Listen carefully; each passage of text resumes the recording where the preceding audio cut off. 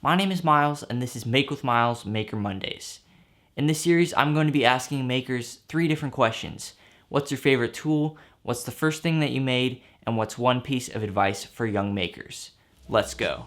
My favorite tool? Oh my god.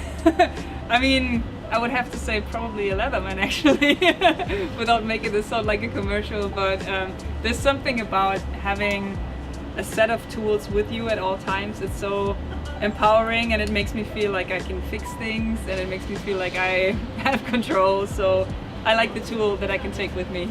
I remember when I was really young, maybe 3 or 4, we had this little what's the word? I'm missing the word. Not a fence, like a fence made of stone. What's the word? Yeah, a rock wall. We had a rock wall, and I had colors and was painting the rock wall, and my mother would let me do it because with the next rain all the color would wash off and I could start over again, and I really like that. So I remember painting the wall and looking forward to the next rain so I can start again. I think that might have been the first thing I made.